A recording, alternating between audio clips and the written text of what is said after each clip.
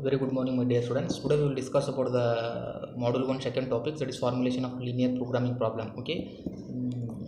So what do you mean by linear programming model formulation? So before solving this type of problem, we should know what is the meaning of objective, decision making, constraint. These three terms should become under while solving the problems. Okay. So if you go directly problem means you cannot understand what do you mean by objective, what do you mean by decision variable, what do you mean by constraints. Okay. What is the exact meaning of this objective in a given this LP model formulation is? It is a linear relationship reflecting the objective of an operation. That is second is the most frequent objective is to be maximize the profit to minimize the cost. It means in a given question they will give the main objective, what to be calculated, what to be need. So along with that they will give the maximum profit or minimum cost.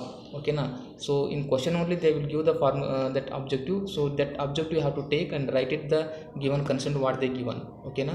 So how to write that means the whole question or the whole question will depends upon this objective only. Okay, that is it is a linear relationship of reflecting the objective of an operation. How you going to solve the problem, that objective they will give, and note down that all this in a systematic in a tabular column. Okay, so second one is the decision variable.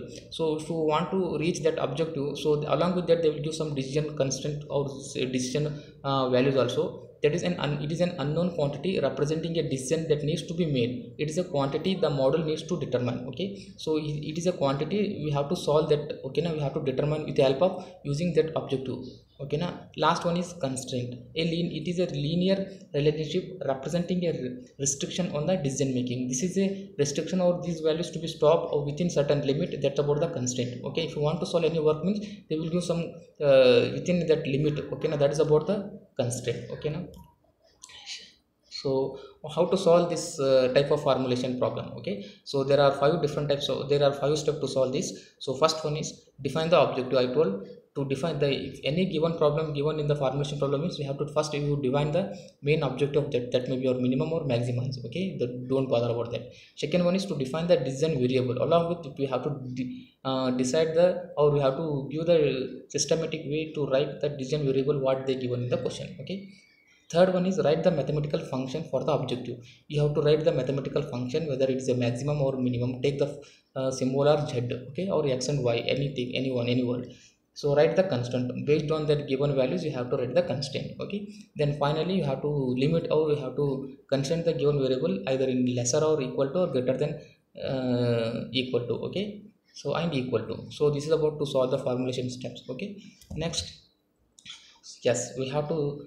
Now we are going to solve the one type of linear programming problem, that is a formulation type of problems. Okay, I will read the questions.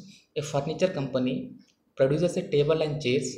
The production process for each is similar in that of both they require a certain number of hours of carpentry work and a certain number of labor hours in painting the department. Okay, so second sentence is each table takes a 4 hours to carpentry and 2 hours painting department. They will take 4 hours, 2 hours for manufacturing that for the particular department, and each chair requires 3 hours of carpentry and 1 hour in painting. After manufacturing, 3 hours is taking for carpentry work and 1 hour for painting. Okay, during the current production period 40 hours of carpentry time are available and 100 hours of painting time is available, and each table sold yield a profit of rupees 7 for each table and rest of 5 and rupees of 5 for each chair. Okay, formulate the above problem into a linear programming problem.